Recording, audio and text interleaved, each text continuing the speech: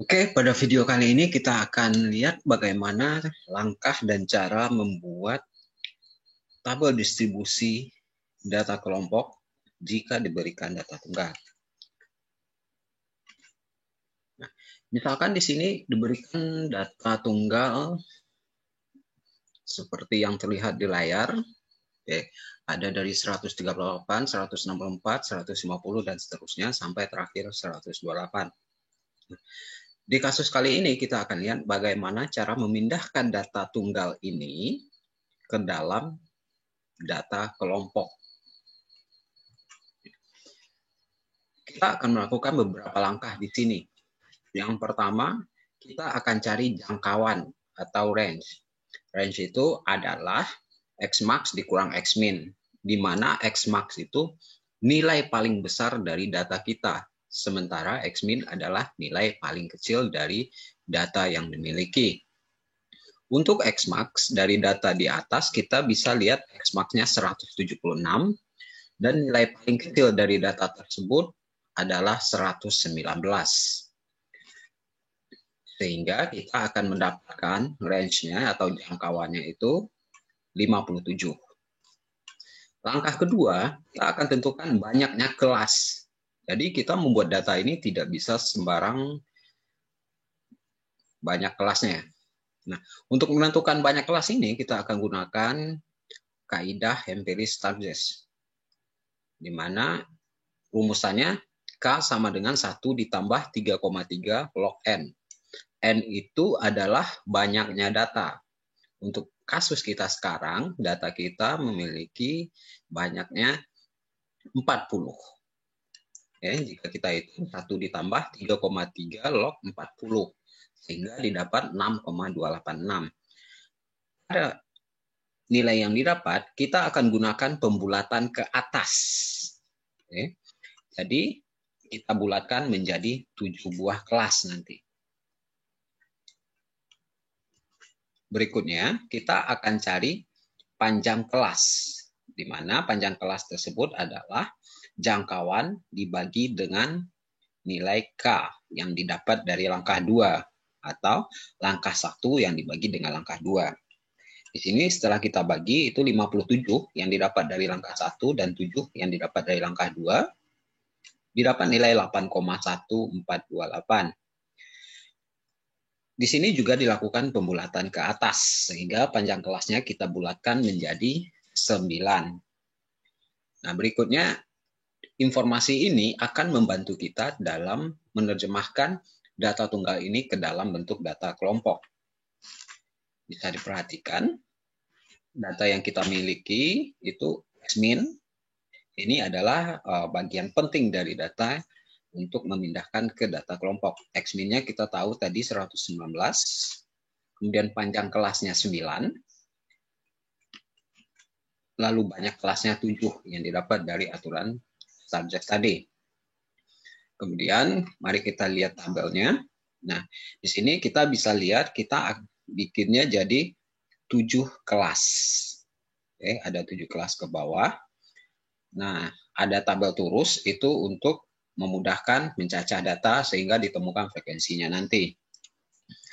Yang pertama, kita isikan nilai Xmin di kelas pertama, itu 119. Kemudian karena panjang kelasnya 9, maka jaraknya ke kelas kedua itu adalah 9. Sehingga di kelas kedua, 119 ditambah 9.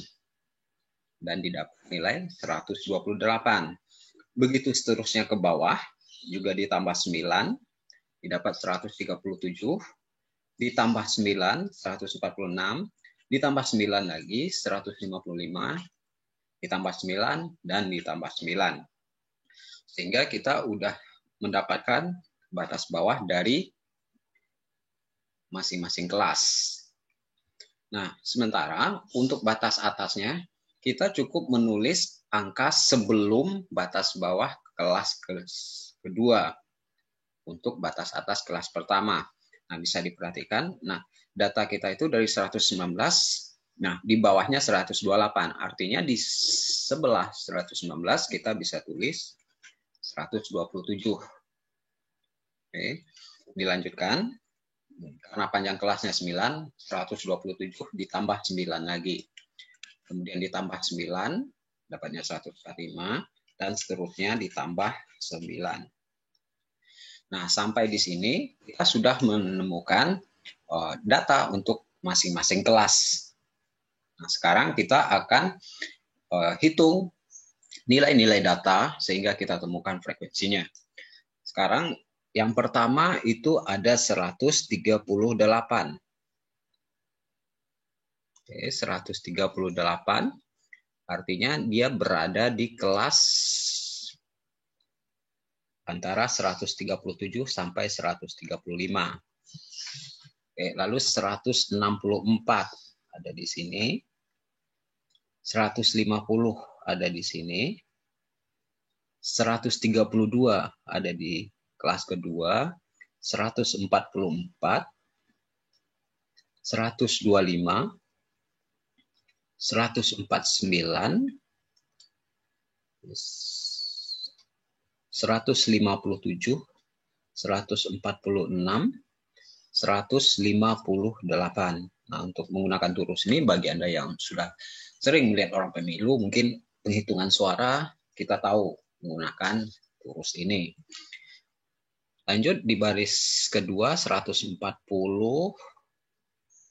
147, 136, 148. Nah, kita ikat setiap 5 bagian. 148, 152, 144, 168, 126, 138, 176. Nah, kita udah sampai di baris kedua.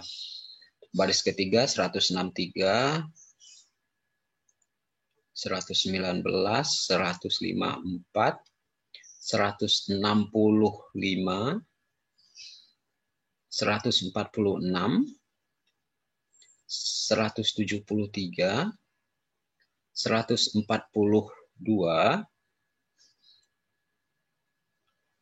147, 135,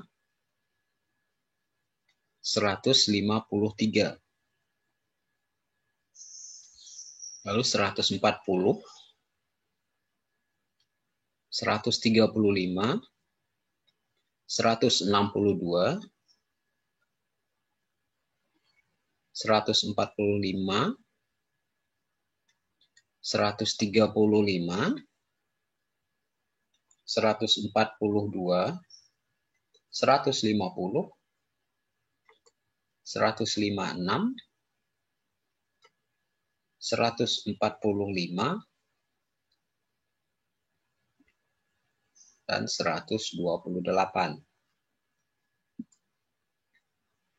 Nah, kita bisa dengan mudah menghitung frekuensinya masing-masing. Nah, di sini kita bisa hitung frekuensinya masing-masing nanti. 3, ini harusnya 6. Oke. Ya. 10. Ya, tadi baris terakhir kita mungkin ada yang terlewatkan. 11. Ya, ini harusnya 11. Lalu 5. Ini 3, mungkin ada yang kelewatan tadi. Lalu 2. Oke. Nah, mungkin di sini saya kurang hati-hati dalam menurusnya. Dalam melakukan turus ini diharapkan sangat teliti.